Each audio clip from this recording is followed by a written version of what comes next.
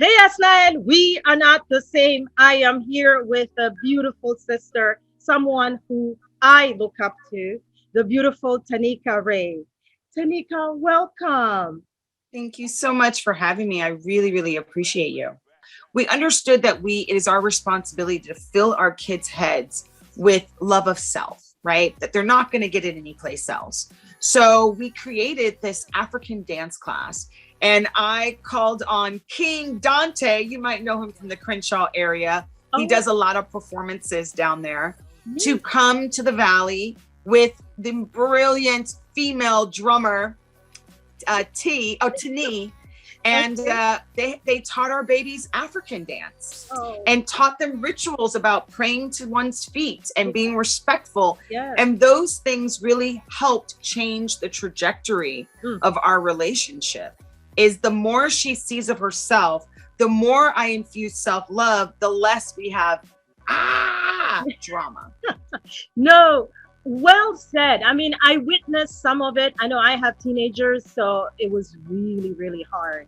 My son kept, Whew. why can't I go, with my friends? I can go to the mall, I can do this. And I said, Michael, you got to understand that this is not, safe right now. My daughter was a little bit more understanding, but I couldn't imagine with a little one who's 5, because I watched some of your interaction and some of the videos and I thought, wow, I'm impressed.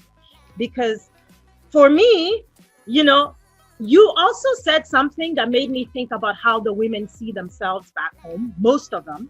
I'm going to touch on a Oh, sensitive subject here. When you give birth or when you're married, a lot of the ladies lose themselves. They pretty much shut down. I'm married now, so therefore, I'm no longer who I was. I have kids now, therefore, I cannot be Natalie. I cannot be Tanika. And life stops. So for you to do what you're doing, I think it speaks volume to a lot of the women. I know African women. I do want to amplify something real quick, Yes, go for it. because I think we have to be very mindful of how we say things. I just heard somebody earlier in a clubhouse room say, well, back in the day, women weren't allowed to work. So men were forced to be the leaders of their family. I was like, wait a minute.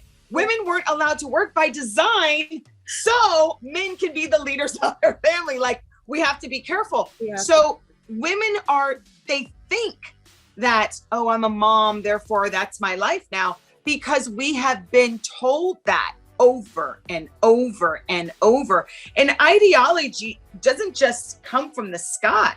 It is these very covert ways that it is implanted into the brain. Tide commercials, only the women are doing the laundry. Yeah. Going to the grocery store, only women are shopping at the grocery store for food. Being supportive of your kids while they're doing homework, only women are shown in those roles. So those kind of ways that we're being conditioned makes us go, well, I guess that's what mommying is.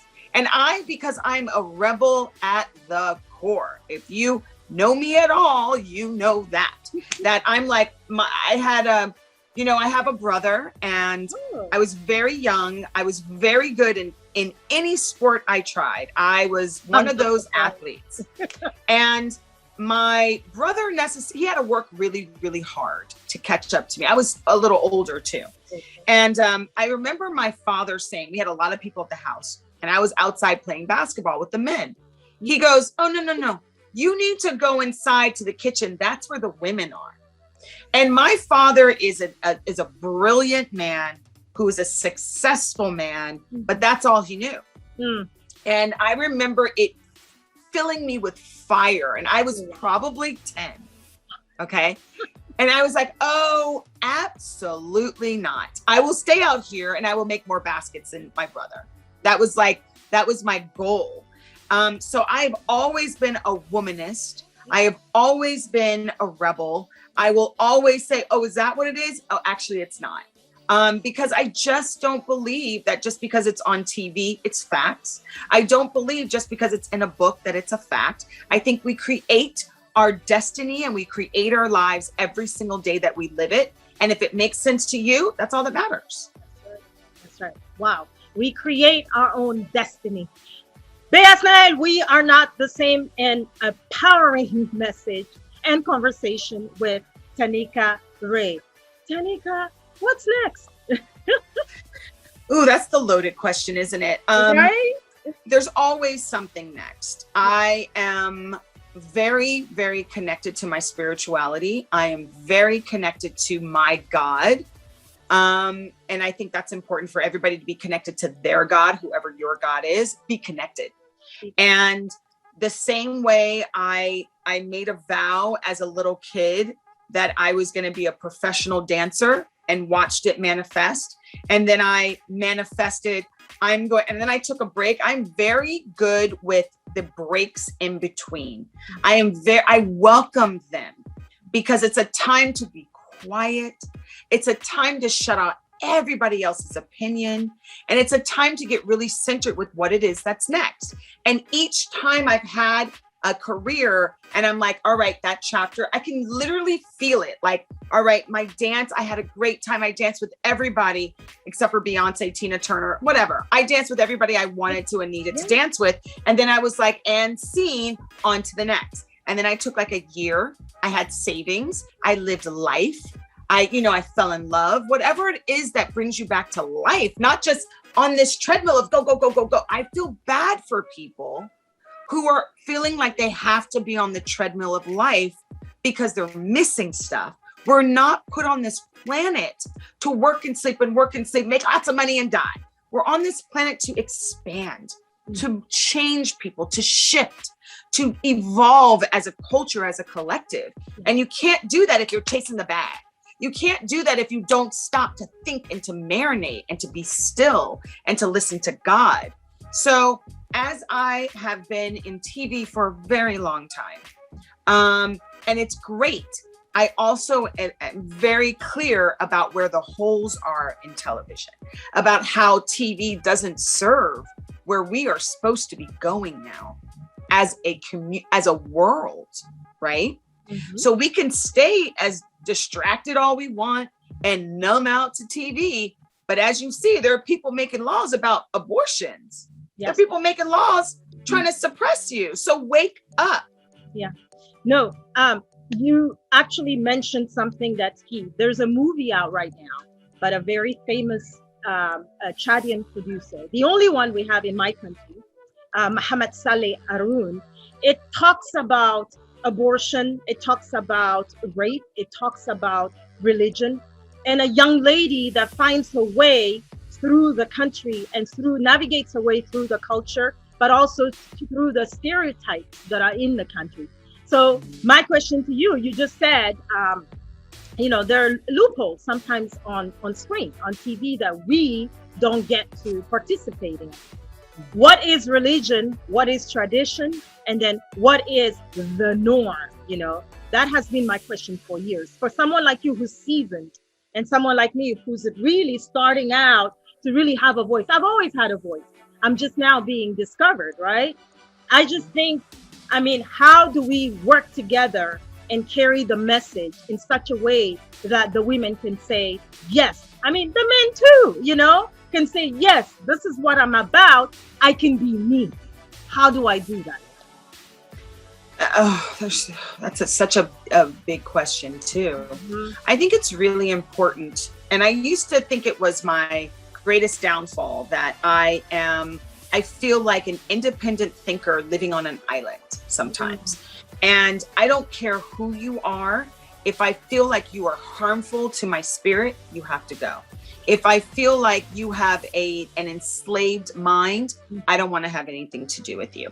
If I feel like you can't be authentic, you will not get past a certain, level to me in my sphere, because I just don't subscribe to it. And I think we are so susceptible to other people's energies. Yes. And what we don't understand is that those energies land on us. They land, they stick. And it starts to fuse into who you are authentically. Mm-hmm. I do not need to be accepted by anybody. But please know that it was only because I was never accepted that I got to a point where I was very comfortable with that.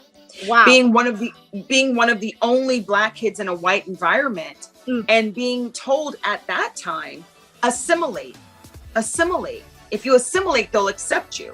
And finally, I realized one of my best friends was a white girl, and a white Jewish girl, which is very different than just a white person, exactly. because they feel like they've been oppressed and they can connect with you to a certain degree, right? Yeah. Even though it's on a very different level. I won't say less or more, just very different. I don't know if you can compare, 5 years to 400, but semantics. And I literally thought their family was my family. I love them dearly. I spent a lot of time at their house because they were a lot more free thinkers than my family, who was very type A, very, very professional, very, very closed in, and also very much not the same mindset as I, who's a free thinker. They're like, well, this is what TV says, therefore. So I spent a lot of time with them, but they still said things like, well, Tanika, why haven't you gone back to Africa? Our child has. Like things like that are seemingly benign, but are very harmful. Yeah. And I grew up very comfortable, but ultimately when stuff went down, I was still the Black girl. That's right. Do you know what I mean? That's right. No matter how much we think we can assimilate and we can be good enough for them to accept us, you see what they're doing. You see how they treated Obama. Hello. Doesn't matter. Hello. Yes. Doesn't matter. No, I mean their insecurity and fragility will always be the most important thing for them to take care of. Exactly. Not their humanity. That's Beasnal, we are not the same. I would like to say a moving and encouraging and a powerful conversation with my sister Tanika Ray. Your sentence there, I think that should be a slogan. Their insecurity, go ahead and say it. Do you remember what you said? Their insecurity and fragility will always be priority on their list to take care of.